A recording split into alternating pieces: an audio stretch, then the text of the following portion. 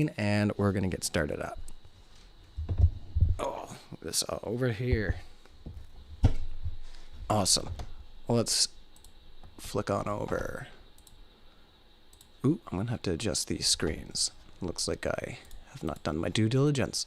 So we're just gonna move over like this and say, welcome to Modern Day Debate. I'm your host, Ryan. Tonight, we're gonna be having a debate on is the left more violent than the right? So if you get a little bit of a kick out of these debates, definitely hit the like button as I fill up. Grab yourself a drink. It's going to be a good one, guys. Yeah, let's head it on over to the for the arguments for the left is more violent. And to start us off, we have Robert Newer. Should check in on the pronunciation of your last name there first. But welcome to Modern Day Debates. Pleasure to have you here. And when you're ready, the floor is all yours.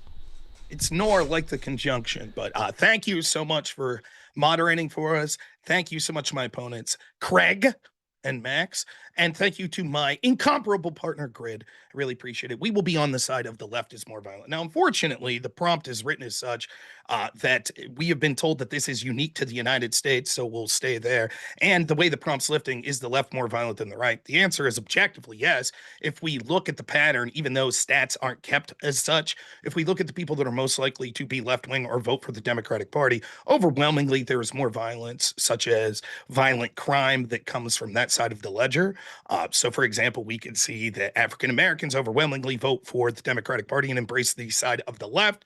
And overwhelmingly, they commit more violent crime than people of other backgrounds. We could also see that the very poor tend to commit more crime. Those would be left as well that tend to vote Democrat. However, I'll do our opponents one good and say we're talking about political violence, baby, not just violence in general. And so the question will be, who commits more violence in the name of culture or politics? And I think that that's easily going to be the left. Now, the truth is, all of us know it.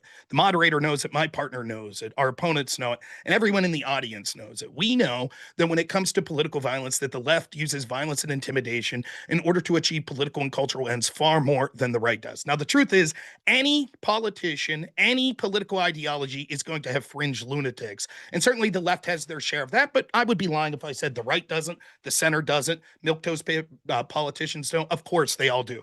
The problem is that it's become ubiquitous on the left. Now, what our opponents are going to do is read a bunch of studies. They're going to be sourced from two things. One's going to be the CSIS report, the CSIS. The other, I forget the name of the report that it comes from, but these studies are horseshit, as we'll get into and be able to look at the way that they keep these metrics. They're done in a biased way, and they're kept from biased statistics. The problem with these studies are going to be, one, the people that are doing it are coming from academia. One of the ones, I forget which one it is, I think it's the CSIS, is someone who calls himself an Antifa historian, who's actually someone who just works with Antifa groups. And you'll be able to see as we go through it that there are glaring omissions from obvious left-wing violence that we all know that isn't kept there. There's also things that are put in there included in right-wing violence that are absolute garbage. And as soon as you start to interrogate and look at the numbers, you see that they're BS. However, even if these people weren't biased that are keeping the statistics or interpreting them in these studies, the truth is that law enforcement itself is biased. So, for example, if we see something like the Black Lives Matter riots that had almost no one arrested in them, the only way that they're able to keep these studies is to evaluate the people that were arrested for these crimes. So despite the fact that we can see left-wing violence causing billions upon billions of dollars of damage, dozens upon dozens of people that were killed during these left-wing violence, due to the fact that almost no one was arrested, it's not going to show up even if we just looked at law enforcement numbers, let alone the people that are compiling these studies choose to not include many of those examples when they're evaluating left versus right-wing violence. However, even if we take CSIS, the problem is these very studies are now saying in the current year, which is what we should be looking at, actually, left-wing violence is outpacing right-wing violence, as an article from the Atlantic citing CSIS actually proves. So when we're talking about recent, as in like the last 10 years, since the advent of Donald Trump being the leader of the Republican Party, it is undoubtable that the left has committed violence. I'll give three ways as why that's important. When we're talking about political violence, what we're talking about is it's uniquely bad because it's using violence and intimidation to try to change the direction of our country through culture and politics. That's what makes it uniquely heinous and something worth evaluating more than, say, a simple mugging that goes wrong. And we can see the left oftentimes resorts to these sorts of violent actions. The first thing that I'll say is the amount of violence that occurs. They'll be able to know in two political riots that were left wing or right wing, they'll say Charlottesville and January 6th. And you want to know how they know those two? Because that's basically it. It just doesn't happen. Sure, there's fringe right wingers that commit murders, there's fringe left wingers that commit murders as well, which we can get into. But when it comes to political violence in general, I could name hundreds upon hundreds upon hundreds of just the last 8 years left wing political violence. Portland, night after night. Seattle, night after night. Atlanta, night after night. DC, night after night. New York.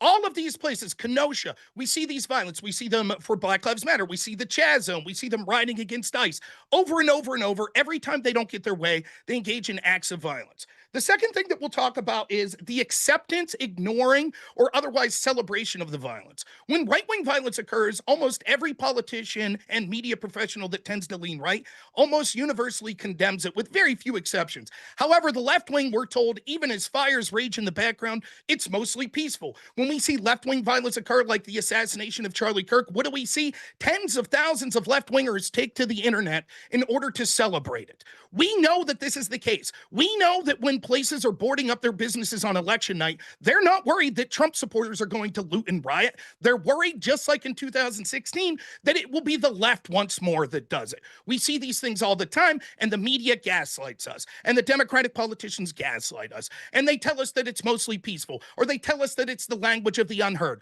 or they tell us that it's somehow justified in this way or that. We see the people that take to celebrate it. We see the fact that people will go out and not only say that someone like Charlie Kirk deserved it and make fun of him, but even mainstream outlets like the New York Times make excuses for why Charlie Kirk had it coming.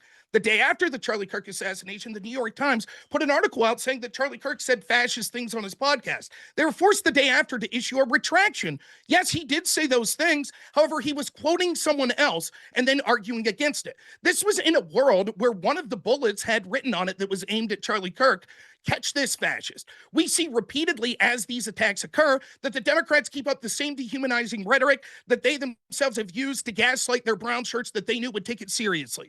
I'll be able to talk about incident after incident of left-wing violence. Maybe I'll get to at the end of my speech. The third thing, though, is even though it is far more common for these acts of left-wing violence to occur, we see that it's treated the exact opposite when it comes to law enforcement.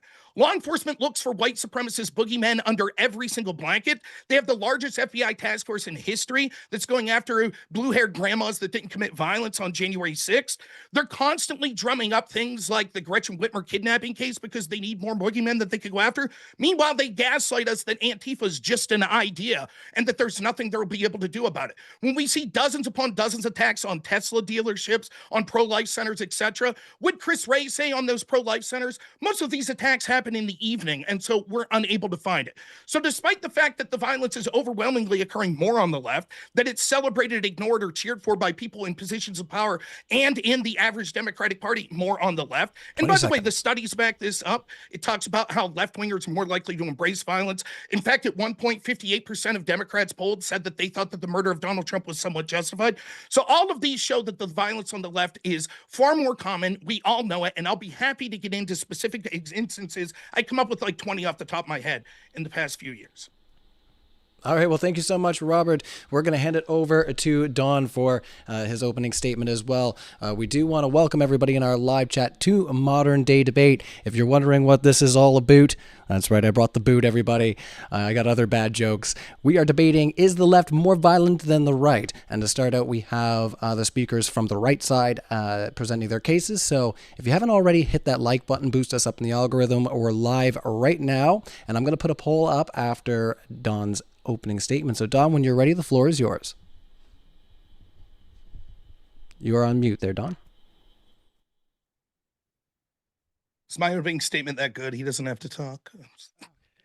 Yeah, sorry, I thought that you were going to unmute me. All right, so I only have so many man, powers. it's hard to follow Rob, man. He hit basically all of the really good talking points there and basically laid out everything for you. I just want to say that I honestly don't understand why anyone would take this prompt, because for years we've watched cities burn, police cars overturned, storefronts smashed, only to be told by network anchors and people like our opponents here, while standing in front of the flames, that it's all mostly peaceful. Mostly peaceful. The truth is simple. Violence from the left isn't just tolerated, it's franchised out to organizations like BLM and Antifa, and there's a myriad of others. And there's they're usually masked, you know, they don't want to know people to know who they are. And, you know, they wave a stupid flag around, stamped equity, and then clash with literally everyone where there's no equity at all. And politicians just sit there and wink and nod while the country and buildings, hard-earned incomes go up in flames and smolder in ruins. And this is wrong, obviously. Conservatives just don't riot when elections go wrong. We've seen that. Again, as Rob said, all they're going to be able to point to is Jan 6, which which we'll get into when that comes, and then maybe Charlottesville. Although you know that's going to be a tough one to go with there. But the left's riots when Starbucks runs out of milk. It's just crazy to even say that the left is not the party of violence. And so we should stop pretending that there's a moral equivalency even exists between protest and mayhem. One side believes the rule of law, the other thinks arson is free speech. And moreover, just very simply, the left is supposedly the party of emotion and feelings, and violence, by definition, is based in feelings. And so the right, the party of logic and reason, obviously, that's not us. That's not what we do. That's what you guys do. And you do it well. I will give you credit. I will give the left credit. They are very good at being violent and not taking responsibility for that violence. And that's all I really need to say, because Rob basically did my entire opening as well. So that's great. And you guys have a tough act to follow. Hopefully you brought your bag. All right, you guys got it. So thank you so much to Don and Robert for your introductory statement. We're going to hand it over to the other side. I want to remind our audience as well, if you like what you're hearing from any of our speakers on the panel tonight, we do have all of them linked in our description. So if you want to check out more of them and see more of what they have to say, check that out. Also remind you guys that we are going to do a Q&A at the end. So we already got a couple, or at least one or two super chats coming in already. So if you want to put in a super chat, those will be read with priority. And yeah, without further ado, we're going to hand it over to MXXD Max. So one of our beloved moderators here at Modern Day Debate, but I'm not going to give you any favoritism there, Max. Not on the panel. I will mute you. No, you are on mute. Anyways, but yeah, thank you. And do you get my share? Yes, we have you there. All right. Is the left more violent than the right? The problem here is that we're going to have to define what the left is, the different types of violence. I'm going to touch on this idea that the US media has of the radical left, and I was going to do some predictions, but wait 1 second, so we're going to disregard that. So what is the left? As an actual leftist, I have voted the Communist Party in Uruguay since I am of legal age to vote. You don't have the left in the US. Sorry to tell you. But what you call the left, they are way to the right of me. So there's a problem there. I have to do a big concession to basically participate in this debate because Biden and Harris, they're not the left, right? So I think it was important to define that. And then we're going to touch on some different types of violence. A lot of that was conflated today. For example, petty crime, saying that it's made by poor people, and therefore that counts towards the left being, that is just, wow. But we have direct violence as riots, revolts, coups, legislative violence, gerrymandering, political persecution, and other types of legislative pressure on political opponents, and then few forms of political violence like free speech, persecution, nepotism, finger appointments, etc., etc. Right now, we're seeing all of that from the right in the US.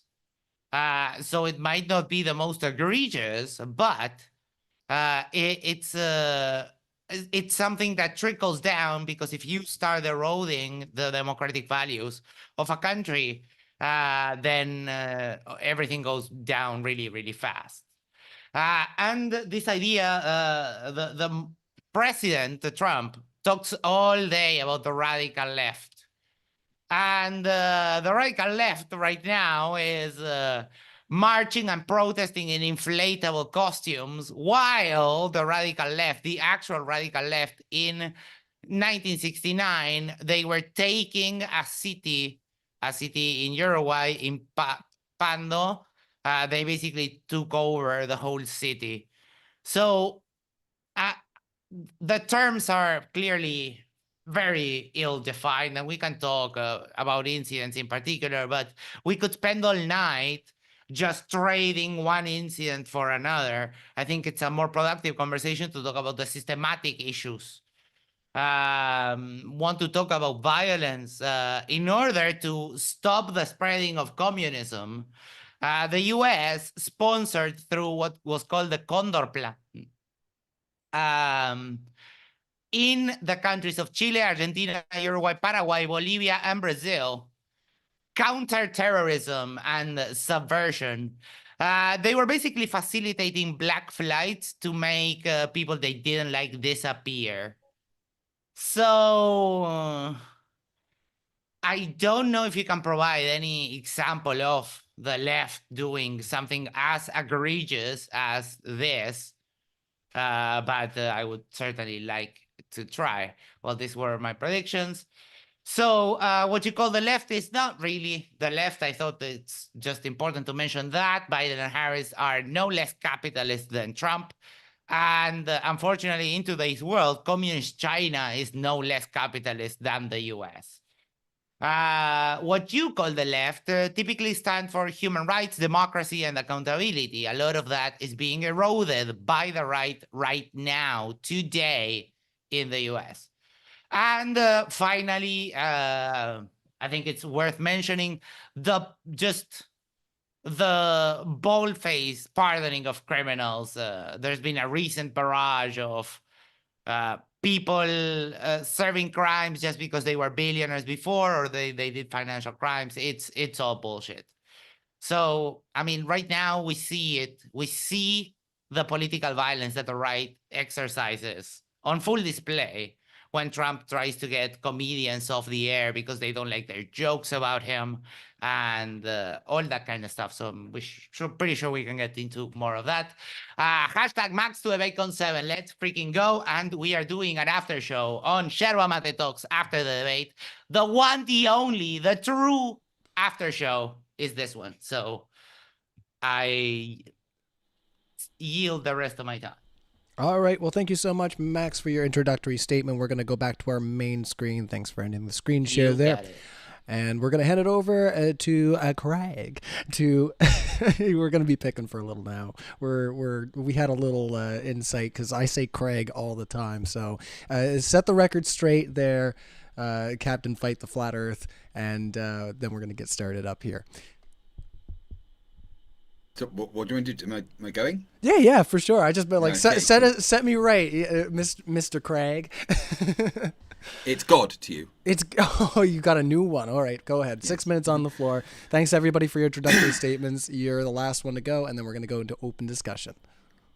Okay, cards on the table. I've got no horse in this race. I'm not American. I don't vote there, and I don't really care who's red or blue. I'm looking at this from the outside, where you can actually see the full picture, and honestly, that's probably the most unbiased perspective that you can get.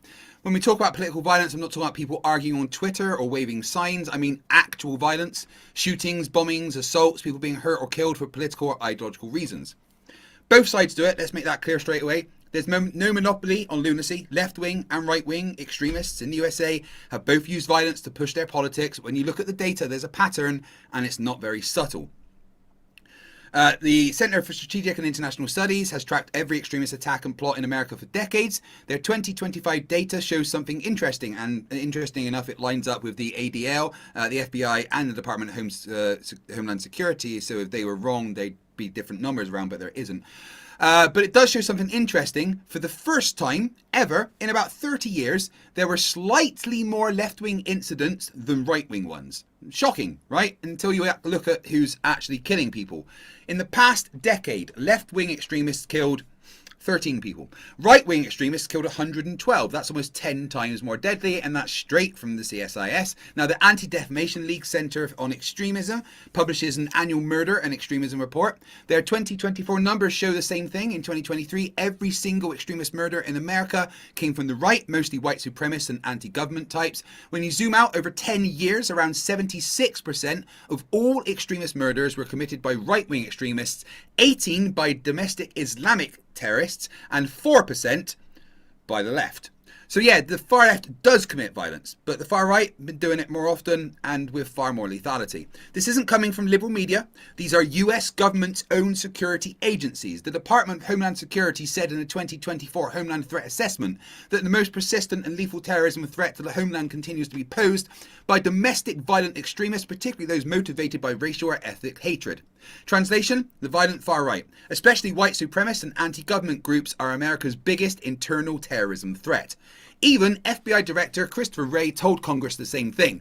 The top domestic terrorism threat we face comes from racially or ethnically motivated violent extremists, primarily those advocating for superiority of the white race. That's the FBI director, not a pundit. And if you look at the deadliest events, the El Paso shooting, the Charleston church massacre, the Pittsburgh synagogue attack, the Buffalo supermarket, all right-wing extremist violence. Left-wing violence, on the other hand, tends to hit property, arson, vandalism, attacks on government offices. Still illegal, still unacceptable, but not the same as mass murder. Let's talk protests. The ACLED US Crisis Monitor analysed tens of thousands of political demonstrations since 2020. They found that over 90% were peaceful across the board, but, and this is a big but, when protests do turn violent, right-wing groups are far more likely to show up armed, organised and spoiling for a fight. That is not me editorialising, that is what the data says, and let's be honest, rhetoric feeds this stuff. When politicians start calling their opponents the enemy, when people are told elections were stolen or that the FBI is out to get them, some unhinged people are going to take that literally. Trump's been a masterclass in that. You can't tell millions of angry people the country's being stolen, then act surprised when a few show up to defend it with guns and zip ties. Here's the reality. Both sides commit political violence. Fact. None of it is justified. Fact. But by any objective measure, body count, organisation, government classification, the violent far right is the bigger threat to America right now. And it's not about opinion, it's about evidence. CSIS, the ADL, the FBI, DHS, all say the same thing. The deadliest, most persistent domestic terrorism threat isn't coming from environmental activists or Antifa. It's coming from extremist movements on the right, racially motivated, anti-government, conspiracy-driven groups that see violence as patriotism. And from the outside, looking in, it's honestly quite sad to watch. America spends trillions protecting itself from foreign enemies, but statistically, the biggest threat to American lives is coming from inside its own country. Political violence doesn't protect freedom, it undermines it. It doesn't make America stronger, it tears it apart from the inside. And the truth is, the numbers do not care who you vote for. They do not care about party lines, or which network you watch, or what slogans on your hat. They just show where the bullets come from, and who they fucking hit. All right. Hard stop there. It looks like you capped right around 4 minutes, so that's great. We're going to get right into the open discussion, everybody. Just after I do a little bit of housekeeping, and remind everybody that DebateCon 6 is coming up. It is in Nashville, Tennessee. We have our tickets available in the live description. It's November 15th and 16th. That's a Saturday and Sunday. So, and there's no reason you can't come on out and enjoy the weekend with us, book some vacation time. The 2-day tickets, we have them starting at $239.99. That's with a discount with the current early registration. So definitely check out. You can even come throw tomatoes at me. I'll be there. Yes, go throw tomatoes at Craig for me, please. All right, me. I'm still touring all over my local area, which has been fun. just work, you know. When you're a parent, you never get a break. Anyway, enough about that. Big thanks to all of our panelists. I'm going to hand it back over to the other side. Or Robert, I'll let you start us out with some response there where you started. And also feel free to jump in, Don Walker, and like so to the rest of our panel. Let's do the open discussion. I'll focus on Craig's arguments at this point, since him and Max have diametrically opposed arguments. Can you tell me, the ADL or CISs, how many violent actions of the left did they have in 2020? I don't have the exact numbers. I just have the overall statistics that show that there is more on the right than the left. Can you recall? If you look at the last decade or the last 30 years, CSIS, ADL, ACLED, Department of Homeland Security, and the FBI all agree that the far-right extremists have been more violent than the left. Not only more violent, but more lethal. I'm impugning their judgment. So the question I have for you then, you don't have that data in front of you, fine. Can you think of any violent actions that occurred on the left in 2020? Okay, so I'm sorry, I'm not going to do specifics. I talk about overall things, and you keep saying that you don't trust them. So you telling me you don't trust your own Department of Homeland Security, you don't trust your own FBI, you don't trust the ACLED, you don't trust the Anti-Defamation League Center on Extremism, and you don't trust the CSIS. That is very convenient that you do not trust all of your own governmental and societal agencies that record the things that you don't like. That's very convenient, and here's what I'm going to do. I'm going to ignore all of your us. Okay, you could say that. Me and everyone watching, including you, your partner, the moderator, everyone on my channel, everyone on all of our channels, saw example after example of Black Lives Matter rioting. Over 200 locations, hundreds of examples of Black Lives Matter rioting. I think that it would be worth looking at the organizations you're talking about to see how they classified those acts of violence. If they did not classify those as left-wing examples of violence, then we should not believe any of these statistics, because it's clear that they're biased in the way that they're categorizing these things. So well, actually, the ACLED. Hold on. Please, I've let you let's let Robert wrap his sentence, and then we'll let Max jump in. He went on for a while. Yeah. So I would like you, since you have those studies in front of you, let's start with CISs. Why don't you look and tell me how many examples they had of left-wing violence in 2020? Should be simple. Again, I've talked about a decade, not just 1 year. But however, Black Lives Matters are classed as left-wing, and the ACLED, Armed Conflict Location and Event Data Project, and Princeton University's Bridging Divides initiative tracked them all, and their findings found that 93% of all Black Lives Matters related protests were peaceful. About 7% involved property damage, looting, or clashes with police. Violence was localized. A small number of cities accounted for most incidents, and a significant portion of those violent episodes involved outside agitators, opportunistic looters, or counter-protesters, not actual BLM organizers or activists. And even if we take your thing as, well, there's lots of Black Lives Matters as factual, the problem, yeah, true, still, overall, over the last 30 years, there has been more violence on the right than the left, even if we include Black Lives Matters. That's not true, because the very data that you're bringing that from is downplaying how much this was. So if we take the ACEDL or whatever it was that you said there, you're right. It does say that ACLED. If we take those statistics, you're correct. It does say that 93% of the Black Lives Matter protests were peaceful. The problem is there were over 7,500 Black Lives Matter demonstrations. This means that there were over 200 and something locations that same study says, locations, not incidents, of violence that occurred during BLM riots or BLM protests. Over 200. That's more than 4 per state on average. Now, you can't name me. You are factually wrong a little bit. Please, let me finish. I'm not factually wrong. Can you name me 5 right-wing political riots in the past 10 years? Again, we're not doing specifics. We're talking about overall things. Because you don't have any specifics. You're just I have overall data from multiple sources. I have overall data. Just one second that there. comes from multiple sources. We're repeating ourselves there, fellas. Hold on. Can I please finish what I'm saying? Well, I do not appreciate being interrupted by anybody. I'm in the middle of a sentence. I would like to finish. Thank you. Well, you guys are kind of repeating yourselves at this point, and we haven't heard from either of other panelists. So I would like. I had like one thing left to say. say, if please, I really do not want to just be cut off like I was last time. I do not find that very nice to be done. One more thing to say, and that's it on this. And the fact is, what he is doing is simply ignoring all of the data without giving any data back from any studies or any organizations. Every single organization, every governmental organization, all say the same thing, that the right has more. And all he's doing is going, I don't trust the data. He's being a flat earther. That's all I was going to say. I'm done. Please stop cutting me off, everybody. All right, hold on. There's been a lot of cutting off, and go ahead, Don. That, but the reality is, you're really quiet, Don. You're like so quiet. And I'm just saying you're quiet. I cannot hear you. Hold on. You are right. Don, I'm saying you're quiet. Hold on. He is right. We can't hear you nearly as loud as everybody else. So if you could. I'm sorry. Did I? Maybe your mic's just not loud enough. He's not meaning to be rude. He's just. Yeah. No worries. Don, I was literally trying to help you by saying nobody can hear you. Don't be so antagonistic, okay? That.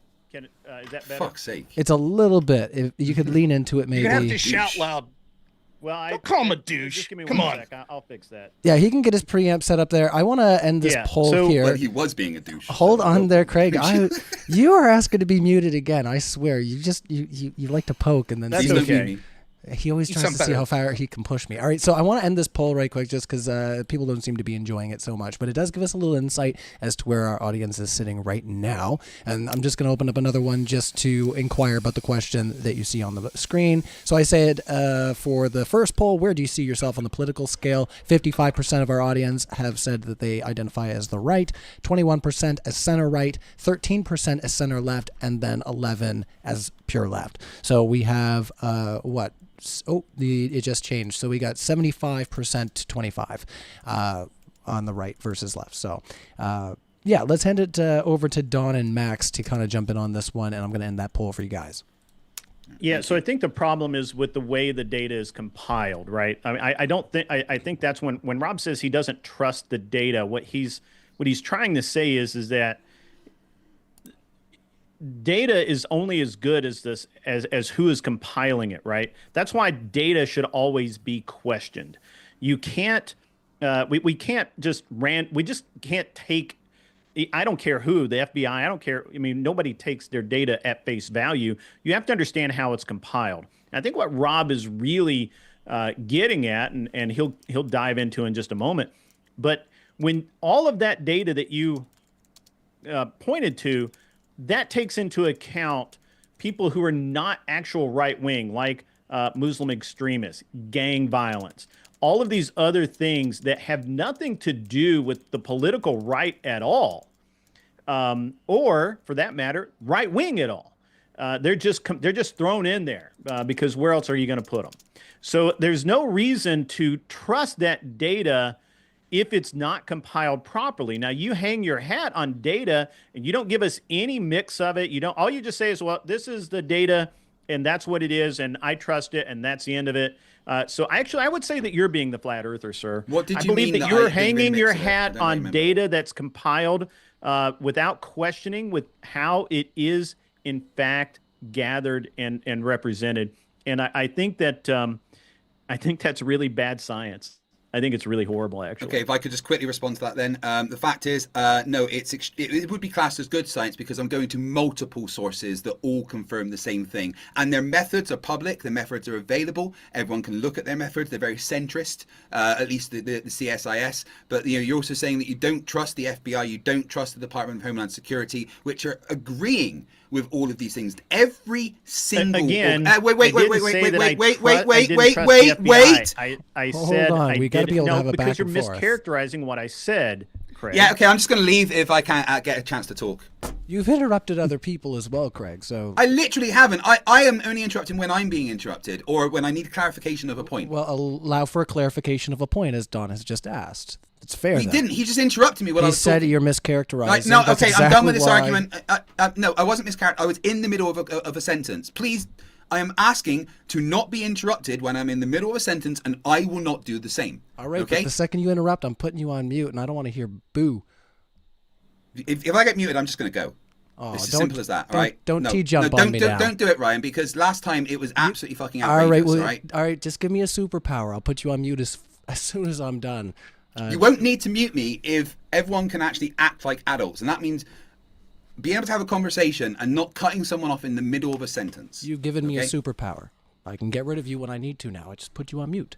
All right, let's let Don finish what he was saying. Don, I want to Don, let Max. what about- I was in the Max, middle of talking. I want to let Max. Okay, in right, here forget too. it. You know, never mind about the point I was trying to make or the conversation that I was trying to make. It's fine. Let's just move on to Max. That's fine.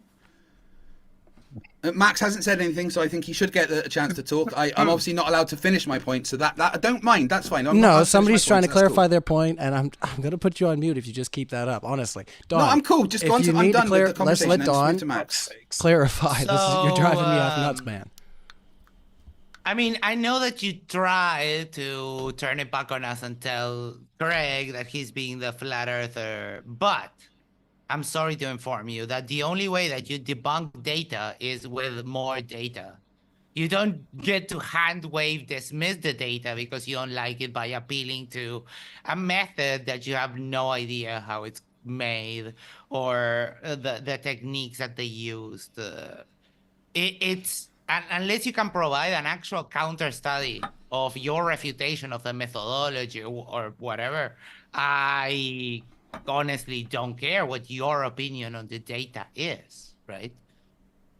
Okay, I can address this. First, I addressed this in my opening statement. One, if we have a biased FBI that's instituted a biased way in which they're going after things, that the only way they can compile data is through arrest. So when all of us could watch on our television incident after incident of left-wing violence, whether it be something like the Chaz Zone, whether it be the assassination of Charlie Kirk, whether it be the shooting of Steve Scalise, whether it be Michael Reinhold shooting a Patriot Prayer member in Portland after they had a lawful protest, whether it be the attacks that we see on ICE occurring over and over again, or the litany of BLM riots, what we see is the data that you're pointing to does not show up as acts of left-wing violence. The best I could find is in 2020, CISIS claims that there was, up to August of 2020, 10 instances of left-wing violence.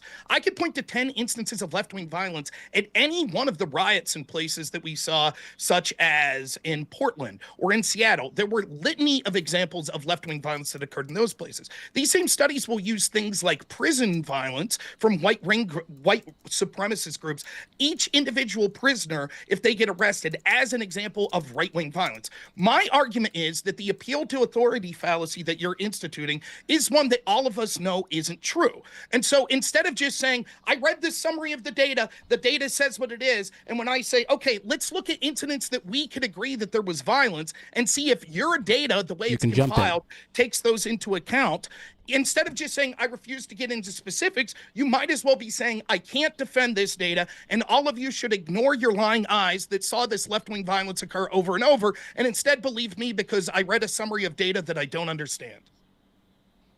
Okay, first off, you don't know what fallacies are. An appeal to authority fallacy is not going to the actual people that do the data. If I was to say, the king says that this is true, therefore that's an appeal to authority, not going to the people that actually gather the data and compile it. That is not an appeal to authority. So very flat earther of you there.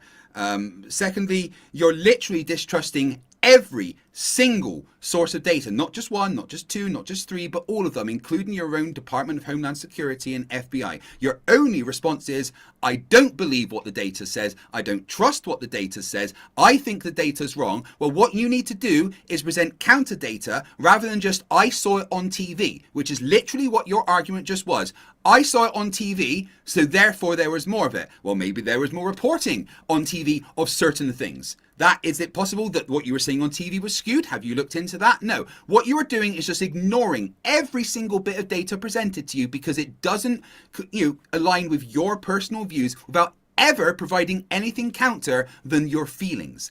And I saw it on TV. Present some data, present some statistics, give me something to actually get into. If you want to talk about specifics, I will. I'm not saying that I haven't read the studies or I don't know the specifics, but I'm not here to talk about individual specific things. I'm looking at the overall data, and the data objectively shows from every single source that over the last 30 years, the right has been more violent than the left in the United States of America. These are just facts. If you don't like it, that's because it hurts your feelings, and that's a you problem.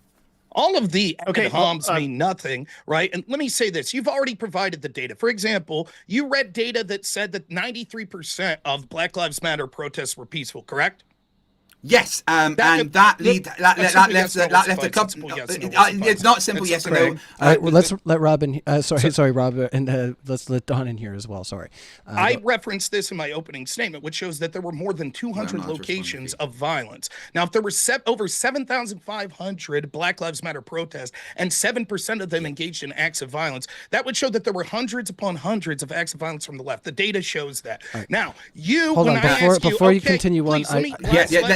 No, wait. I need to respond to that before you carry on, please. I was gonna say we have other thoughts around the panel. We have Dawn as well. Do you mind terribly? If I could just respond to that. Do you mind terribly, Craig? Let's let Dawn in here as well, just real quick, and we'll let both Max and Craig respond if we can. I understand, but there is a point there. There is a point that's just.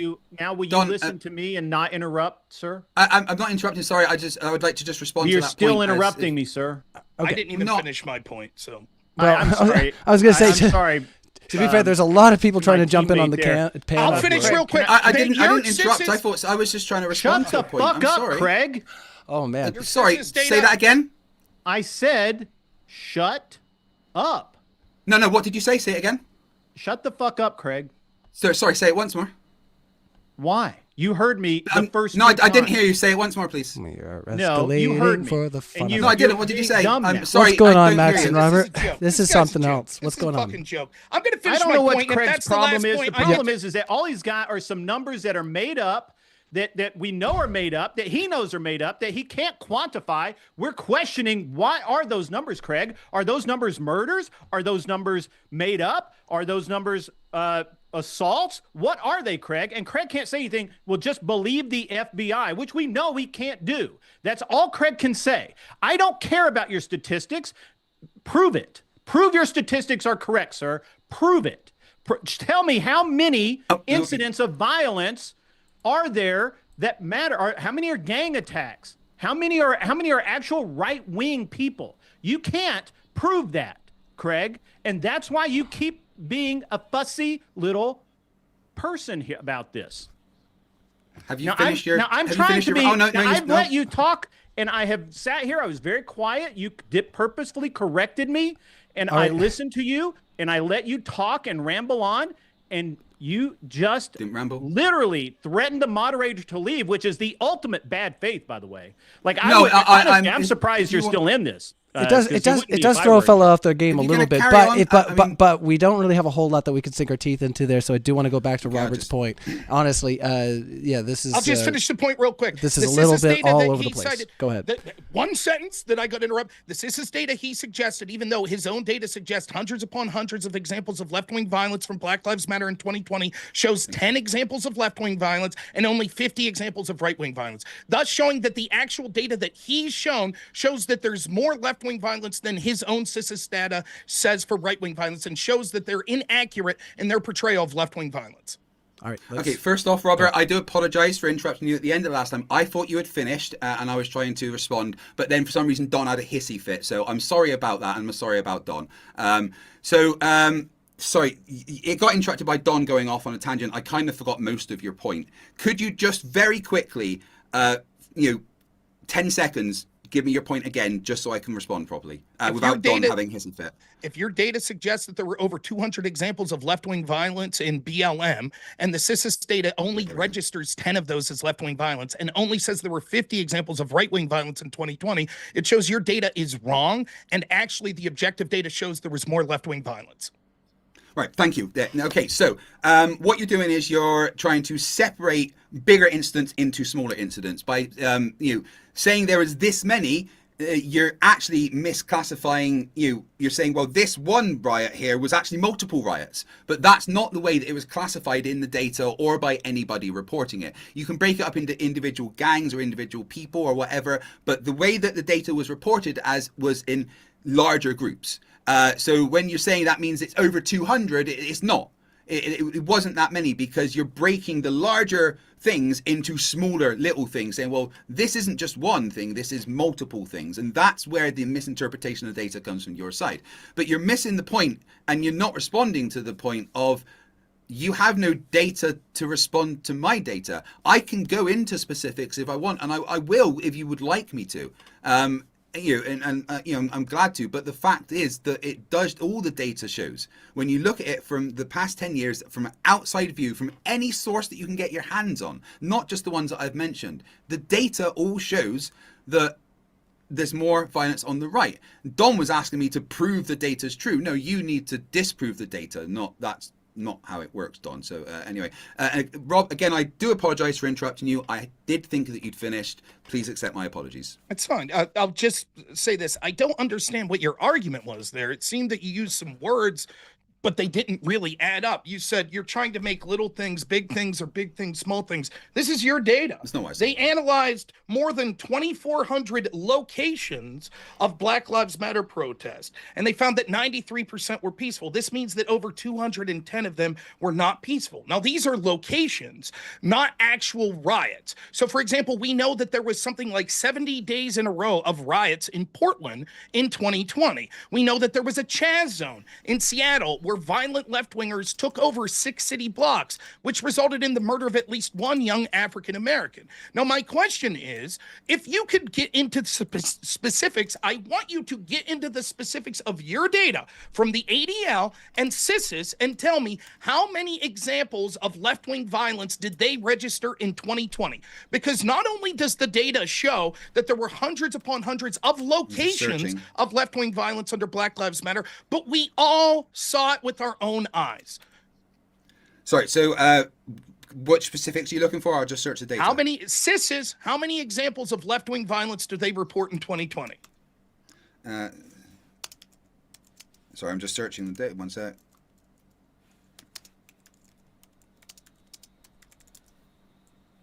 Max, if you want to weigh in with something while he's searching, I don't have a problem with that. Yeah. I don't want to monopolize this. I was just making sure that I had the chance to respond to the points that are made. Please carry on. Don, I do hope you don't have a hissy fit again. It's probably not good at your age to do that. Oh, right. Stop with all the meta. You're just trying to razz Well, no, I'm just up. I'm looking after Don. He doesn't have to work his mic. He's a bit confused. You're trying to trigger people for no reason. Can you tell me, was the Pulse nightclub? Was that what category was that put in? Was that put in as left-right violence, or was that just, what was that? Can you tell me what the FBI classified that as? Sorry, I'm in the middle of doing something for Rob. Okay, I will. That's fine. While you're looking for that, let me say. So this is the data that's collected, the second order, the people that are compiling the data. And like I said, these people have an axe to grind anyways. But let's look at the data collection in the first place. Not only do we see places like D.C. where there's law enforcement under fire for underreporting violent crimes that occurred there, but we can also see how this occurs with the FBI. For example, when Steve Scalise was shot by a radical Bernie supporter that sought to execute Republicans at a Republican ball field, blatantly citing the repeal of Obamacare, potential repeal, causing thousands upon thousands of deaths as his reason for the shooting. Did the FBI classify that as left-wing violence? No. They classified it as suicide by cop. And we see these sorts of things happen over and over. I believe the Fort Hood shooter was originally classified as workplace violence and not an example of Islamic terrorism. So what I'm arguing is at two levels, both at the law enforcement level, when it comes to law enforcement in places like New York City and other places, and with the FBI, they don't arrest these left-wing groups as much, and therefore the data doesn't show how much violence there was, and the people compiling the data play games with how they define left and right wing, and they often do things like cite prison violence as examples of right-wing violence, but they don't cite things like black supremacist gangs and attacks that they have as left-wing violence, and even when we see left-wing protests like Black Lives Matter that lead to hundreds upon hundreds of examples of violence causing billions of dollars of damage, causing dozens upon dozens of people dying, they don't cite that. And so it's no surprise if you choose to selectively be like, we choose to define political violence occurring as basically only right-wing. Oh, and look at that. Surprise, surprise. The data says the right wing commits more political violence than the left. Everyone knows. We all know the truth.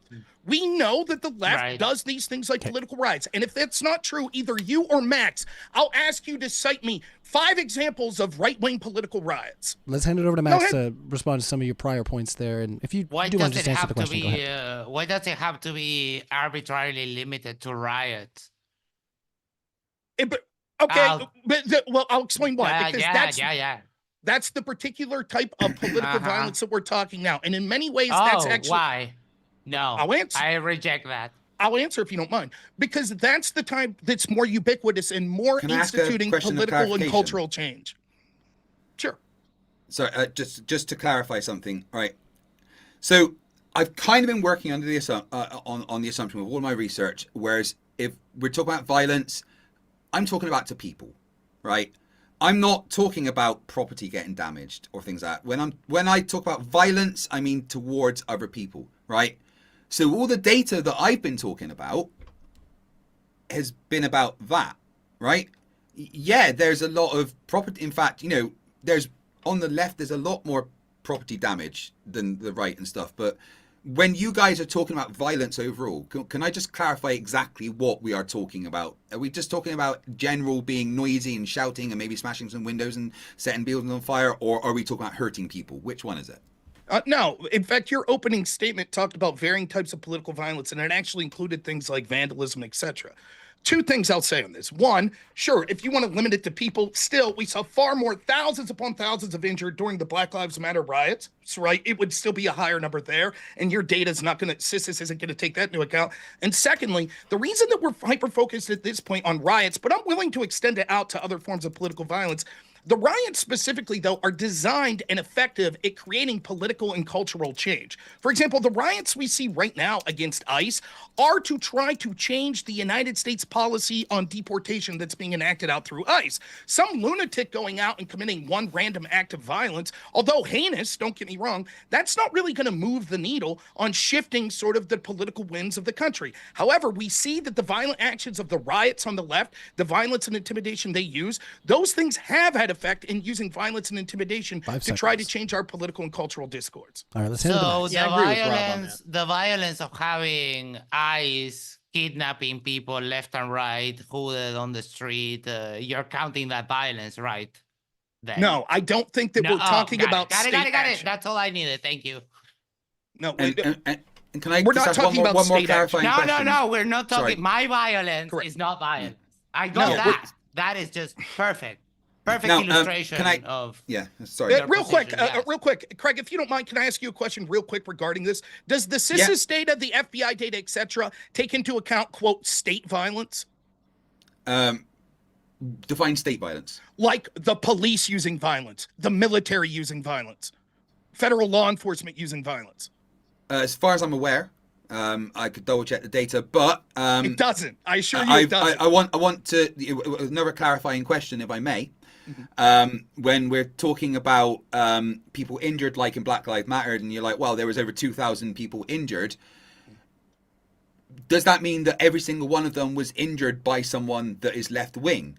Because from what I'm aware, reading all the news, looking at the reports afterwards, the police reports and everything, a lot of the violence in the Black Lives Matter riots in 2020 were not just done by like Black Lives Matter / left wing, whatever. It was actually like counter protesters and looters and just ordinary criminals, etc. Even the police were some of the people that caused of those 2,000 injuries that you mentioned. So, are you classifying all 2,000 injuries as left wing violence? Well, yes. hold on, Craig. Can I just really quickly? I know you want Rob to answer this, but can I actually go ahead, Rob, and then I want to ask Craig a question. I'm just curious about something. While it is true that we could say that handfuls of those violence may have been committed by people outside the scope, we would include law enforcement responding to left-wing violence and people being injured as injuries that occurred under left-wing violence. We also should be very dubious about the idea that right-wingers supposedly were massively inflicting violence at these left-wing protests that we saw occur over and over again. It just belies not only what we saw with our own eyes, but actually the way that things were when it came to sort of the investigations that occurred within. There weren't mass amounts of Boogaloo Boys or anything like that. It's just cope. It's just pure cope to say that when we saw, for example, the fires that were raging and we saw CNN standing there and saying it's mostly peaceful, we know what was going on. There's no reason we should limit it just to people being injured. We should also look at property damage as well. But if we did limit it just to people, which I don't concede that we should, we could see that far more people were injured, including law enforcement, including civilians, including members of the press, etc. And there were more people that were killed during the Black Lives Matter riots than happened during any right-wing riots. And I'm still waiting for you to name me the right-wing riots you could call. Are you taking into account the 312 incidents of police accidentally tasering and injuring their own force during those riots? I would say that most of that would count still as examples where law enforcement had to act, and it led to this. Tell me, Not if law you were, enforcement let me negligence. real quick. Would that mean that the data that suggests January 6th was right-wing violence took into account when police injured themselves, which certainly happened? We see video of it, of them accidentally tear gassing themselves, tasing themselves, etc. Yeah, I'm not saying that. I'm not specifically saying that there was just right-wing violence as well. That not that Black Lives Matters is necessarily classified as just a left-wing organization, but let's work in the assumption that it is. The riots that you're talking about, the people that got injured, it was not just because of them. The counter protesters, the people there to protest against the protesters, caused a lot of property damage and stuff as well. So, I mean, they decided to do that and causing violence in an act of defense or property damage in an act of defense shouldn't lie in the blame of the people on the other side. So I just want to say that you're trying to, lump things in that aren't there. Like when you're trying to say there was this many, but it was actually one large one that you were trying to break into smaller groups. At the same time, you're trying to say that all of the injuries during the Black Lives Matters, even if it was done by counter-protesters or police being negligent because they're not very good at their job, you're still blaming the Black Lives Matters / left wing for that. And I don't think that's the correct thing to do. I assure you the data that would be compiling right-wing violence, talking about right-wing riots, would do the same. It would say if law enforcement was injured in a right-wing riot, that would count as an example of right-wing violence, right? And even if it was that a law enforcement officer accidentally hurt themselves, it would still imply that. Now, the question I have for you, seeing as how you're saying that there are, during the hundreds upon hundreds of examples that we could point to of left-wing riots during the Black Lives Matter protests, can you show me the one that you're talking about where right-wing agitators were creating large amounts of violence to property and people? Give me one example. From what I've seen, that happened in every single one. Every single one.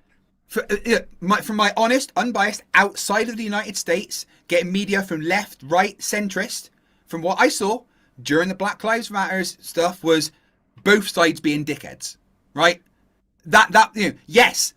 A lot of it was started by Black Lives Matters, but then people countering it went way too far and caused violence and suffering on their side. You're trying to lump all of the bad stuff that happened with BLM on the left, and that is a disingenuous and incorrect thing to do, because that is not the case. Again, what we're talking about is the difference between I'm doing is taking left-wing riots that resulted in property damage and people being injured, right? And saying those should count as left-wing violence. And this mysteriously doesn't show up in your data set that's saying that we should count it. Your answer to this is, but wait a minute, maybe some of those people were hurt by counter-protesters, or maybe some of the people, let me finish, maybe some of the people that got hurt were law enforcement officers that accidentally tased themselves or tripped or something and did it themselves.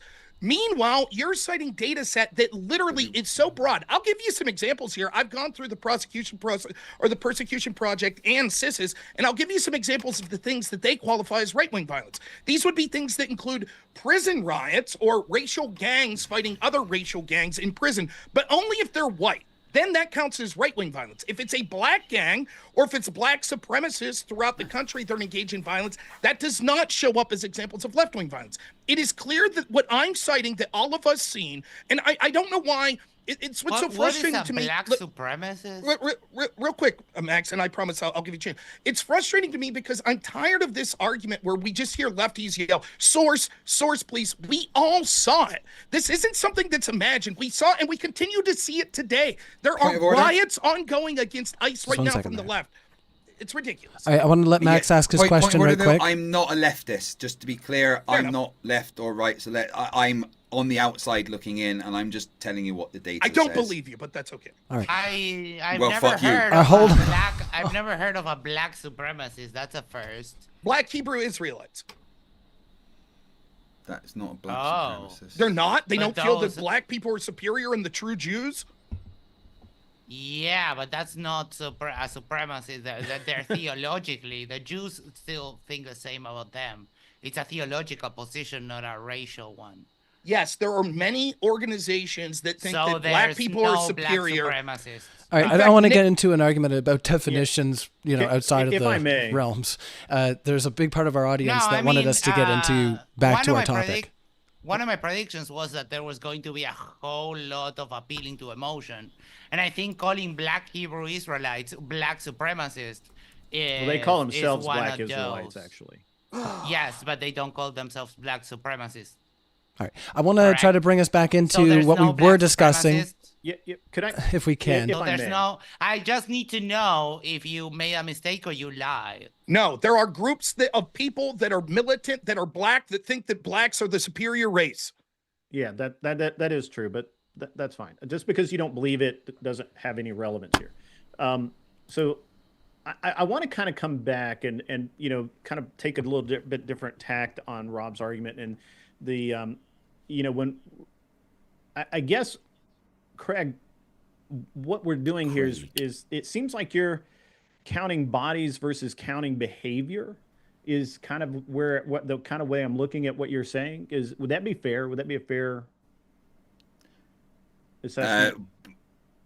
I count violence toward people as violence. I don't think that's true because the FBI data only shows fatalities.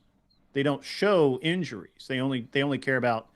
Matter of fact, the ADL and the FBI data both cover homicides only. Were you aware of that when you compiled your data? And that's where I get the fact that it shows that the violence on the right that there is more lethal than the violence on the left. Okay, no one is denying that there's that's violence on the left. That's not what we're talking. What we're the data talking show. about violence. Can I finish violence my point? Violence No, it's okay. I'll is just be literally interrupted and popping somebody it's upside fine his if you jaw. want to keep That's talking into violence. it as Do you not well. agree? Hold on, Yeah, work fine, together. fine. He just finished his question. Can you repeat your question, Don? And let's try to have a back and forth if we can. Yeah, no, it's okay. It's okay. I'm used I to was it. trying to say something, but it was fine. We're both talking over each other a little bit. Answer. Like I said, sometimes there's time for healthy injection, but I It's do want to okay. go back. I have a 5-year-old. I'm used to this. I do want to go back. If You we better can. treat them better than you do this. Go ahead, Don, if you want to get us back on topic here. Yeah, so I guess I tried to be gentle about this earlier, but since Craig is bound by statistics, both the ADL and the FBI data only covers one metric, and that is homicide.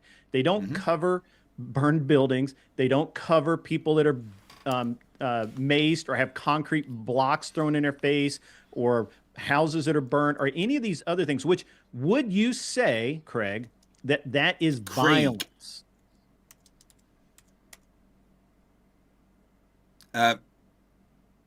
Would I say damaging a building is violence? Yes. What about throwing concrete, whatever those things that the Antifa threw in that reporter's face? Would that be considered violence? What about trying to If it hit a government? reporter, then yeah. But if it just smashes a window and doesn't really hurt anyone, I see that as property damage and not necessarily violence. But that's just because when I talk about violence, I talk about hurting people. Right. We right? can And go with the that. important We can leave thing, the property damage. the important thing is that we look at who's being killed, who the bullets are hitting, who's dying, and the violence that causes that. The violence that causes the only that. violence. The violence that causes death is much more on the right than on the left. I don't believe that the numbers actually reflect that. We can get into that. Overall amount of. I'm sorry, Don. Do you have an impulse control issue? No, I just think that you're being overly wordy, and I just want to move through this debate. I don't Well, need you to I say. mean, You can say something in 5 or 3 6 words, and you shouldn't interrupt take me. 10 It's to fine. do it. So if you don't have the patience to listen, if you're short of attention span, that's a you problem. We're back on the meta discussion. Max, you had injected with a point way earlier. Yeah, I want you to have that. trying to topple the government political violence. No, yes, we counted January 6th political violence by all metrics. It resulted in the largest FBI task force in history, as opposed to the far more damaging Black Lives Matter rallies, including a rally on May 29th through 31st that turned into a riot that attacked the White House, injuring over 60 law enforcement officers using lethal weapons such as Molotov cocktails in an attempt to get into the White House and remove Donald Trump. Something that was so bad that Donald Trump was forced to be moved into a bunker, to which many lefties, including Joe Biden, made fun of him for having to be moved to a bunker. No, what was going on January 6th wasn't them trying to overthrow the government, as is evidenced by the fact that they were able to infiltrate the Capitol and didn't do anything in order to overthrow the government and peacefully left by the end of it. Now, it's interesting that your partner talked about engagement when police were starting violence and things like that, but none of that consideration is given for what happened on January 6th. Can we cut down the monologues? So somehow January 6th was peaceful. Is that what you said? No, I believe I said the exact opposite, that we count that as an instance of violence, although it wasn't an attempt to overthrow the government. Do you count May 20th? Do you count May 30th and 31st as an act of violence when left-wingers injured 60 law enforcement officers using Molotov cocktails attempting to get into the White House? Do you count that as an act? I didn't even hear about that. That's right. Isn't that interesting? You didn't hear about that. And that's sort of my point, that this left-wing violence occurs so often that we just accept it. And so when something like May 30th, 31st happens and 60 law enforcement people are injured, you know what you did hear about, though? You heard about Bunker Boy. You heard the left making fun of Trump for Secret Service having to move him to a bunker. No, I didn't even hear that. Well, I guess, like, it's a shame that the media doesn't cover these examples of left-wing violence attempting to get into the White House to usurp the president. So that actually never happened. It did happen. May 30th, 31st. No, it didn't happen. 2020. It did happen. No. So what actually happened, they threw plastic bottles, rocks and fireworks and a few incendiary bottles over the fence line. One small fire was set in the historic St. John's Episcopal Church across the street. About 60 Secret Service officers and 11 US Park police officers were injured, but no protester breached the White House grounds and no one stormed or attacked the building itself. No credible evidence shows an organized left-wing or BLM plot to firebomb or enter the White House. So, I mean, that what you've just said didn't happen. It certainly happened. What I said was there was an attempt by them using Molotov cocktails, that's an incendiary device, that resulted in over 60 agents being hurt, an attempt to breach the White House. That's exactly what happened. No protester attempted to breach the White House. That's not true. You're breaking your own rule there, Craig. You just interrupted. I don't mind if you guys want to have the back and forth, but we can't cry poo-poo. He finished his sentence. No, he did not. That's not... He did.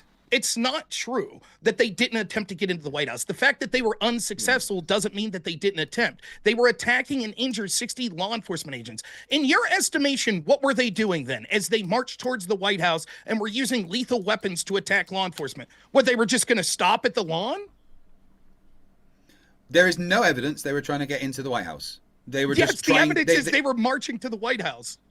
So maybe they wanted to be around the White House to have a protest. There's literally zero evidence that they were trying to get into the White House. There was no attempted breach. No one even went near the White House. The most that happened was a little rocket bottle firework went over the fence.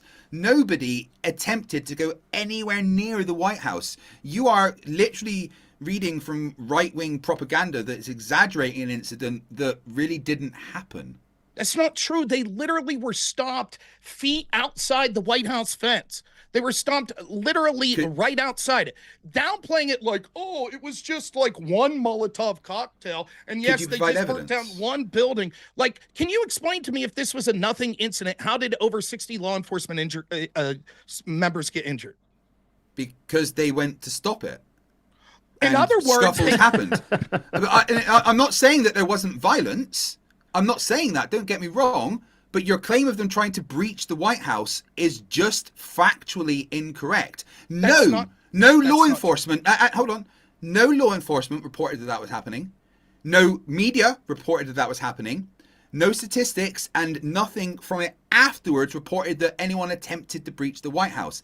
There is zero evidence that happened. If there is evidence that what you are saying took place, that they attempted to breach the White House, could you please present it other than just saying, well, what else were they doing there? Please, yes, look at the, there's tons of videos online showing them using weapons, attacking law enforcement, marching towards the White House, chanting about hating Donald Trump and wanting to remove him. The idea that you want us to believe that because CNN or another media outlet that barely covered this story anyways didn't say, and oh, by the way, they were trying to get into the White House. And we can see that with our own eyes, that as they attack law enforcement marching toward the White House, where Secret Service was forced to remove Donald Trump because they were getting so close to the White House, so they had to remove him to a secure bunker. And you saying, but unless CNN tells me that they were attempting to get into the White House, then we don't accept it. It's absolute bullshit. Everyone can see what they were doing.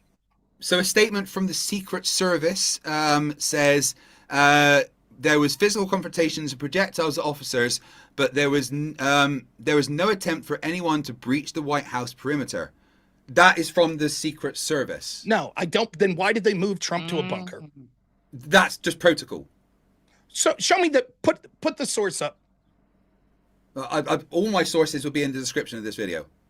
I want what are you reading from right now? That a quote from the Secret Service. I'm reading media reports from what the Secret Service said. The Secret Service statement, May 31st, 2020, described physical confrontations and projectiles at officers, but made no claim that anyone tried to breach the White House perimeter. No, it's actually Washington something or other. Washington Post. Wait. Read that again. Washington Post. Read that again. Read it again. Yes.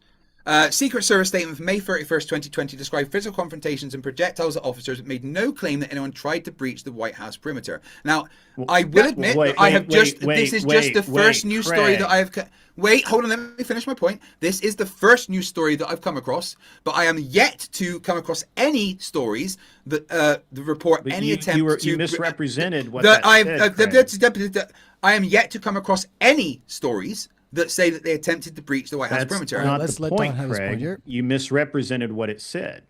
How will I? Yes. You originally said that the Secret Service said they did not attempt to issued a statement. They issued a statement. The Secret Service statement, May 31st, 2020. I understand that. That's not what you just read, though. What you just read changed it. No, it's not. No, it isn't. Originally, please, Craig, please. I didn't change it. Weren't you upset when you said people were interrupting you? I've been very patient. I haven't. Sorry, I'm not interrupting. I apologize. I'm not interrupting. All right, I don't mind. I personally don't mind if you guys interrupt, as long as you guys can do it with some decorum. Please. Yeah, just to clarify, I have not changed what I've said. What I've said from the beginning and what I say now is... You took that as an opportunity to interrupt right after crying poo-poo. Go ahead, Robert. It's your turn. All right. It seemed that what you were suggesting originally was the Secret Service made a declarative statement that no one tried to breach the White House. Now what you're reading is that they didn't make a statement that someone did attempt to breach the White House. Those are two different things.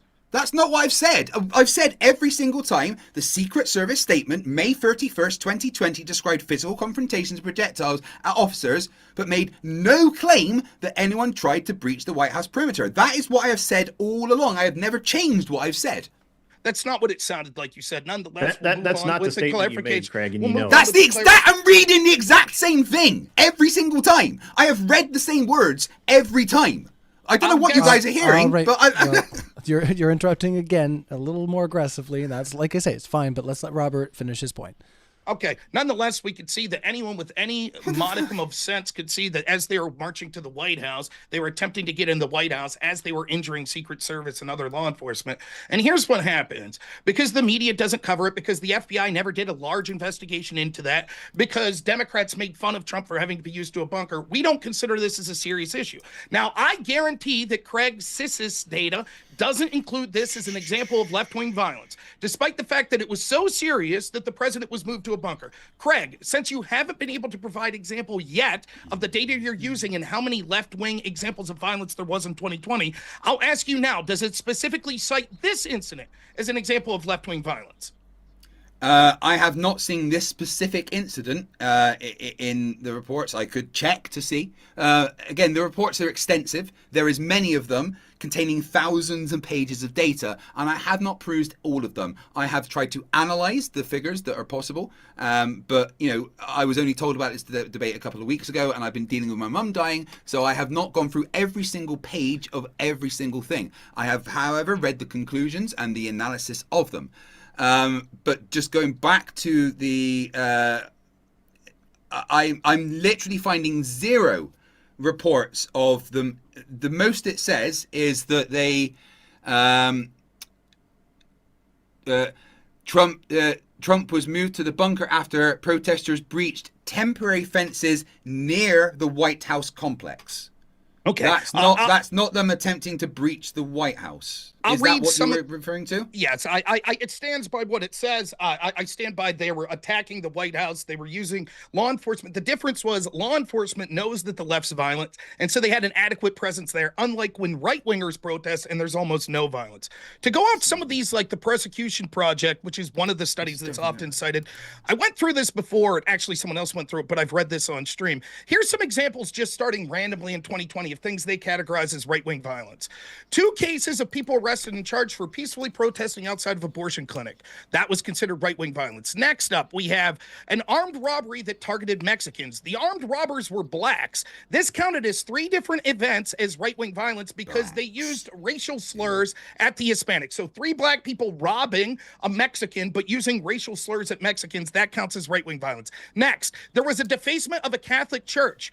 This was considered a right-wing example of violence. So they put swastikas, KKK, white supremacists, Satan lives here. That was categorized as an example of right-wing violence. Next, we have Muslims that were attacking Jews. 2022, Shadeen Hussein was charged with felony hate crimes, criminal damage, and defacement over the previous week. Hussein targeted synagogues with hate symbols, etc. This wasn't categorized as Islamic violence. It was categorized as right-wing violence, right? Now, this is just the examples that they miscategorized as right-wing violence. It doesn't include the examples that they didn't include of left-wing violence. Now, what I'm asking you specifically to do, and you keep mischaracterizing it, is you keep saying, I haven't got into the specifics. All I'm asking you is, what was the total in your data, the total examples of left-wing violence in 2020? That shouldn't be hard to come up with. What's the total amount? Yes, in 2020. So before you asked me for 5 specific ones, which I'd gathered. I asked for 5 specific political riots from the right, sure. But the first question I asked you that you said you were researching was, how many examples of left-wing violence does CISA say happened in 2020? All right. No, that's. I'm sorry. While you look for that, let me. Okay. And now I've got. Well, you asked me for the 5. You didn't ask me for the total. So which one do you want? Because I'll have to go back into my data now.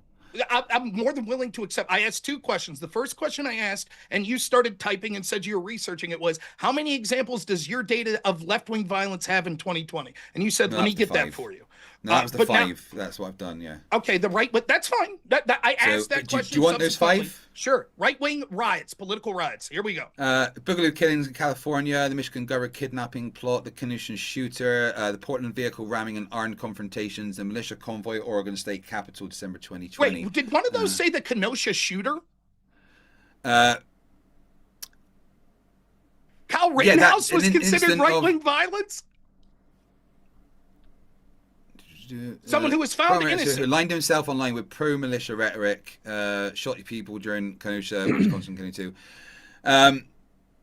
This Max, is what I'm talking about. Would you agree that Kyle Rittenhouse was right wing? I mean, I don't know. I think that he was someone that was upset that left wingers were rioting and he wanted to defend property, right? But seeing as how he did not commit an unjustified act of violence and was merely defending himself again against violent left wingers. Now I wonder, does that same data set that falsely likens Kenosha as right wing violence because Rittenhouse lawfully defended itself, does it also list it as left wing violence? Well, I'm looking at one bit of data right now. I'm just trying to confirm. Everything that I can see shows Kyle Rittenhouse as being right-wing and acting in a violent way, seen by extremist channels of Patriot Hero, where he claimed self-defense but acted amid armed right-wing counter-mobilization. Claimed self-defense but acted amid armed right-wing counter-mobilization around protests. I mean, all the statistics include that in there. So just to be clear, now the audience can see what I'm talking about. Now, a person who was frustrated because, let me finish, law enforcement stood down. If you remember the story, what happened, I forget the name of the gentleman, but there was a black gentleman who was taken out by police, and it later found out that that was justified. It was misrepresented because what he was doing was going into a car with a knife where there were children after the police attempted to tase him. But the media decided to downplay this and paint the story as the opposite and say this was an innocent black man that was killed. This resulted in riots that was occurring in Kenosha. Police stood down. The governor refused to accept the National Guard. So what happened was citizens decided to arm themselves because of constant nights of left-wing rioting and decided that they were going to protect property. In the instance of that, we had a violent person that attacked Rittenhouse while he was open carrying. Rittenhouse attempted to flee the scene. That person chased him. Behind Rittenhouse, he heard a gunshot. He turns around in a moment of panic. The man's grabbing his gun and he fires his firearm. It ends up taking out that person. Then a mob of people attack Rittenhouse, one of them themselves armed. armed. Rittenhouse shoots back in self-defense and immediately runs to the police. He's later exonerated in a court of law. And all of the data that you're using qualifies that not as a left-wing example of violence that was covered up for by the media and the police stood down for, which it actually was, but actually qualifies it as an example of right-wing violence. This is why Grid and I don't trust the data. This is why you can't trust the data, period. Sorry, Max, I feel like I've totally monopolized, please. Yeah, this is all very nice and petty, but as I said, we can trade instance for instance. I am actually more interested in some of the systematic forms of violence.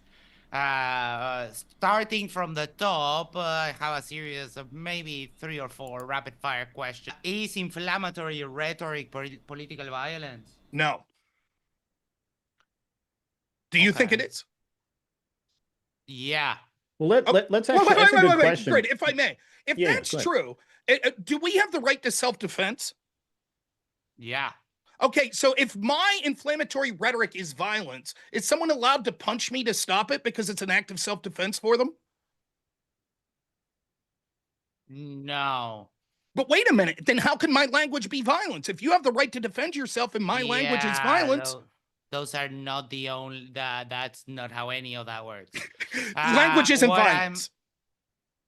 What I'm trying to say is that when, for example, you have, starting from the top, Trump talking about Biden and Harris as the radical left, when they are very far from radical and very far from left, that is a level of violence. It doesn't have to be the level of violence that would entice you to punch someone back in the throat.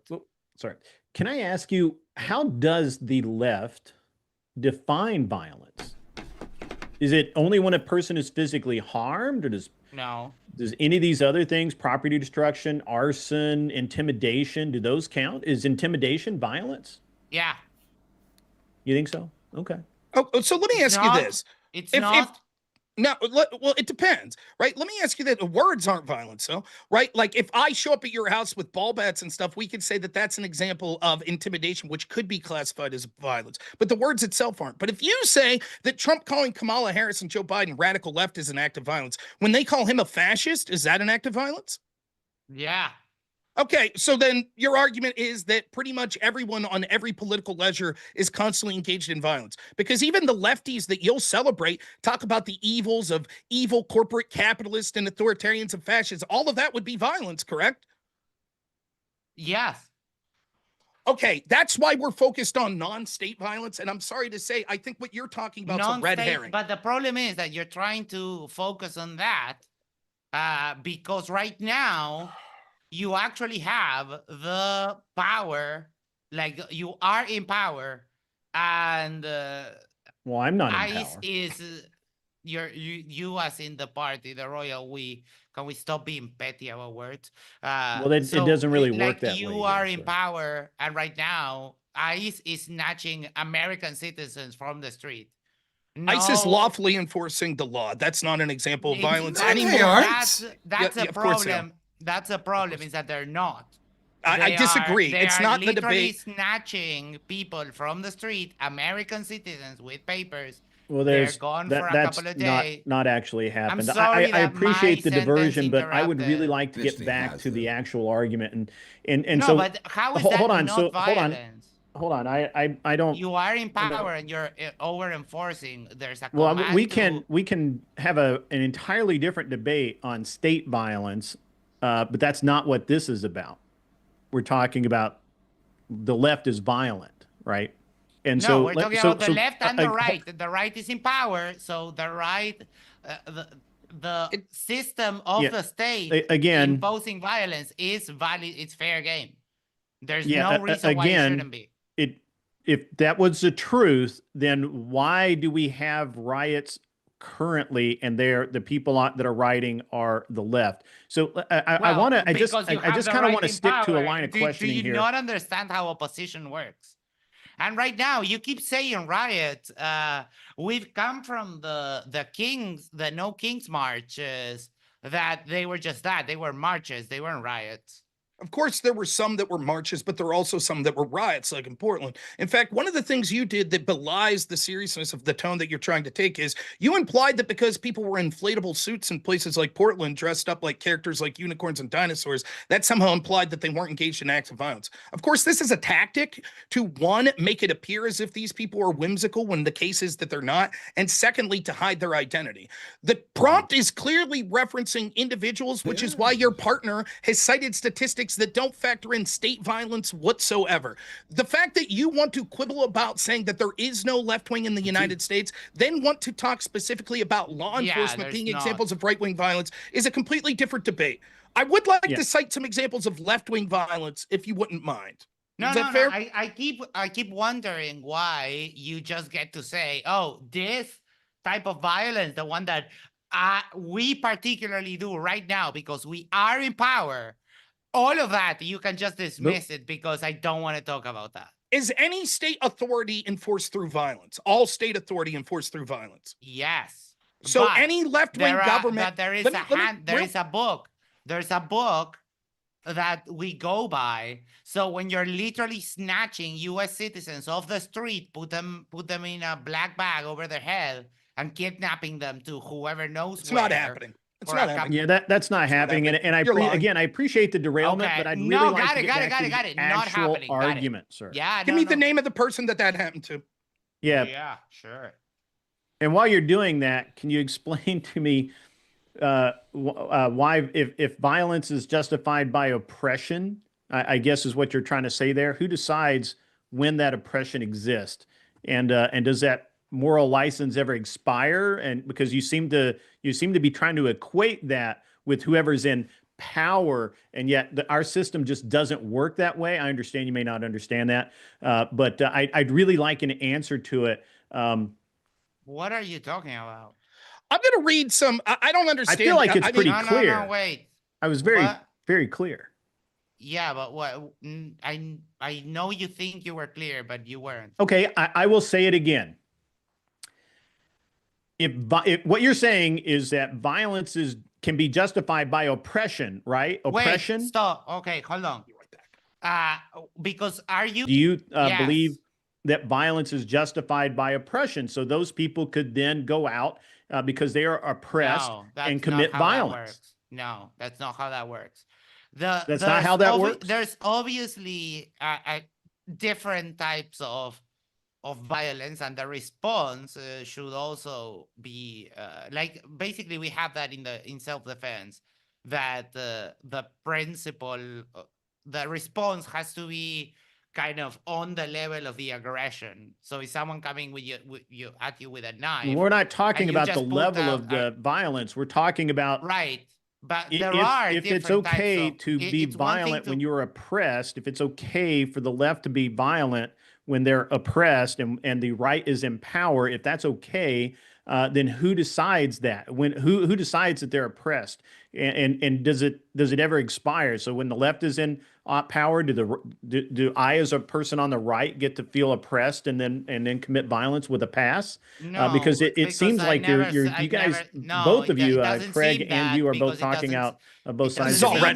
Because it doesn't seem that, because we never said that. You're just inventing it. No, what I say, well, for example, literally if as a people you are facing oppression, you can march on the street, you can march peacefully. There's a lot of ways in which you can put pressure to power that are the lesser forms of violence, or even a march. You just said violence is okay. I don't care if it's a lesser form. I don't care. Violence is liar. Violence Goes to the lake of fire. Don't lie about me. Okay, this is all red herring. The truth is that I'll dispense with this very quickly. Name me a left-wing government, since you're saying there is no right in. Give me historically a true left-wing government. The Bolsheviks, Soviet Union, the government of Uruguay today. The government of Uruguay today. Do they enact violence? Yes. Okay, thanks. The violence that is that goes inextricably tied with enforcement, it's not a win for you. I would say I would say that if you want to play fast and loose with definitions of left and right, the No, I governments that don't. we can see that would be easily identified as left, such as the Bolsheviks in the Soviet Union, Mao and the Great Leap Forward, led to hundreds upon hundreds of millions of people dying. This is not what the prompt is talking about. The prompt is clearly talking about non-state actors of violence. Your conspiracy theories and hatred No, of Trump nothing. exercising Is it? legitimate authority is worthless. Nothing of the prompt limits. You don't want to use this because it's a very big defeater for your position. I get not. that. Lawful use of state authority is not the violence Yeah, that we're talking that's about. my point. That when ICE is kidnapping American citizens, Name them. They're not. Name them. They're not enacting violence. Name them. I'm sorry, they're not enacting the law, which is political violence, and you want to run away from it. Name When name Trump the puts American citizen. pressure Name the on- American citizen that's been kidnapped with a black bag over their head. Go ahead. In the last couple Meanwhile- of weeks, ICE has shot a priest with a pepper ball in Portland, violently tackled and arrested a journalist documenting a raid in Portland, and tear-gassed a birthday party full of children in Chicago. What you're doing is reading left-wing sources that don't have the context of this. What we see is when we look into this, for example, left-wing sources. for example, the priest was Same at as a the lawfully. statistics. The priest was at a place that was lawfully declared a riot that people were asked to leave, and he was there. And as police were pushing back against, it would be no different than if I said this. Did you know there was a priest at January 6th that was hit with tear gas? And you'd be like, holy fuck, that's terrible. Yes, if a priest was there when there were clashes with violent left-wingers and law enforcement, yes, there's a chance that they'll get hit with the munitions that the police are using to beat them back. Now, let's compare Violently that. tackled and arrested a journalist documenting a raid in Portland. What about that one? Yes, Antifa frequently calls themselves journalists. For example, we could see the story no, that it's came an out of actual Chicago. journalist. Let me finish. We could see the example that came out of Chicago where there was a woman that worked for WGN and she was billed as a journalist and they threw her on the ground and her pants were around her buttocks and they were saying, oh my gosh, this woman's a journalist that was attacked brutally. What we saw was what happened was this was a person that literally threw a beverage at an ICE vehicle that was driving by in a dangerous situation. She was then lawfully arrested. But the media ran with the story and said, here was an innocent journalist that did nothing, that ICE just decided to throw to the ground. What happens is these journalists oftentimes are Antifa or Antifa sympathetic, or they're in the crossfire when there are law enforcement trying to push back against the violent lefties that are attacking. And then people like you read these stories from places like CNN and say, oh my goodness, this is attack against innocent people. And do you have any evidence for all that you just said? I just gave you the entire story of the woman from WGN. Yeah, I mean, Yeah, you claimed something. You got any evidence? I don't know if you know how this works, but I asked you, do you have any evidence for all of that lovely yapping that you just did? I'm reading right here from a blog post that said Joe Biden is from wait, got it. From a blog post. Got I'm it. reading right here That's from a blog. three. That's three. I got you 2 handwave dismissals, and now we're quoting from a blog post. Got it. I don't know what you're trying to say. I don't understand if it's your accent or your Yeah, stupidity. it's okay. The Nonetheless, smart it would be people no will get different if I said this. I'm reading from a Racist blog as post well, that nice. said that Joe Biden claimed that he's a lefty. He personally attacked right-wing journalists all the time using violence and pepper spray. And this same blog post says that, trust me, all the journalists that are claimed to have been attacked under Trump weren't really journalists and it was justified. There you go. There's my evidence. That's Mr. what you're Miyagi doing. Mr. Miyagi would be really proud of you with all that hand wave dismissing. I'm going to, seeing as how this is going nowhere, I'm going to read some examples of left-wing violence just recently. We had the assassination of Charlie Kirk. We had the attack That on was not ICE. Hold on. That was not verified as left-wing violence. There is, and let's be clear, unbiased from outside, there is zero evidence to suggest the person that shot Charlie Kirk was left-wing. If anything, he came from a right-wing, Trump-loving, gun-loving family. There is zero evidence that has been verified to suggest the shooter of Charlie Kirk was left-wing. Let's please not do that because that's disrespectful. Yeah, a lot of Now, right now, wingers have please, trans please. girlfriends. So if I will. Now, instead There's of no evidence he spurging had a out- trans girlfriend either. There is no evidence that is true. Are you sure? Instead of spurging... Go ahead, Grid.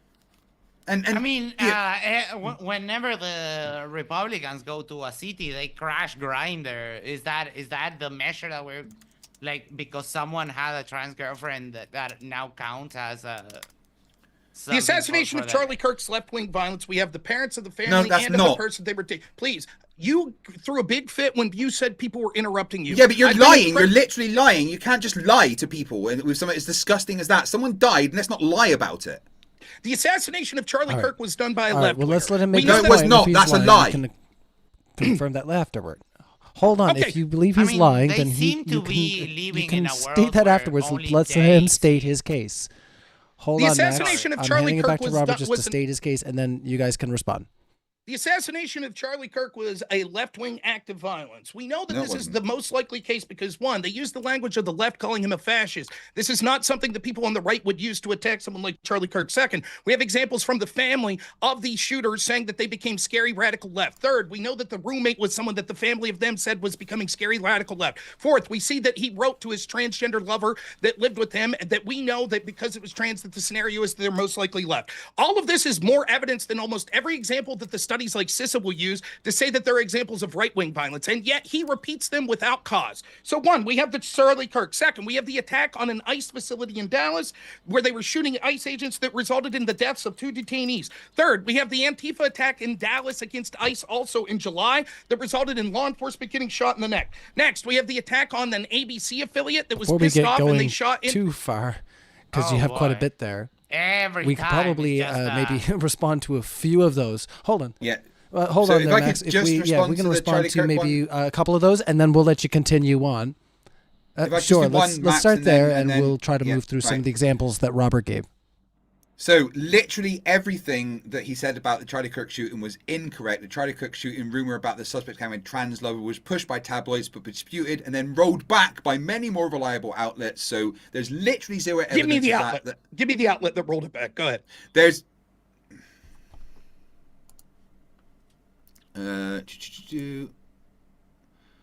Wall Street Journal quietly walks back false claim Charlie Kirk shooter had a pro-trans message on his book. So there we go. Where does that- now, wait, now, wait, now, wait. now if I can finish my response without you splurging out, that'd be great. So that wasn't what you claimed. Gotcha. Literally was what I claimed. He walked You back said the that claim. they said that he didn't have a trans lover. Now you're saying Wall Street Journal rolls back claim that he wrote trans message on the bullets. That's not the same claim that you made. Let me read the whole thing to you.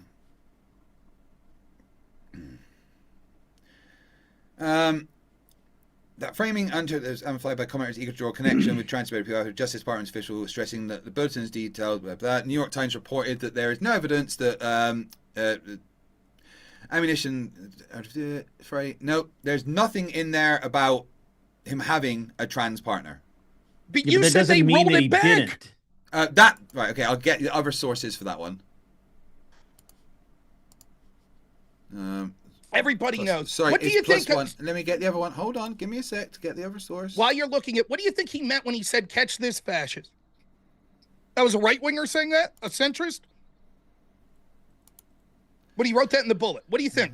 Wait, do you think that you can be right wing and also hate fascists? Sure, that's a possibility. However, Oh, okay. overwhelmingly, the people that use language like calling someone like Charlie Kirk a fascist are left wingers. The propensity, the evidence is overwhelming.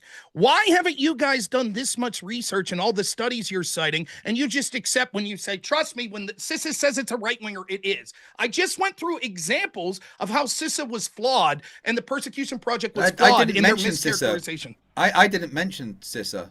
Of course you did. That's your entire opening statement was using data from CISA. For Charlie Kirk, I haven't mentioned did- CISA. I didn't say you did. I said that you Yeah. just say CISA says. So I therefore didn't it's just true. use CISA though. No, I didn't just No, say he CISA. used the ADL.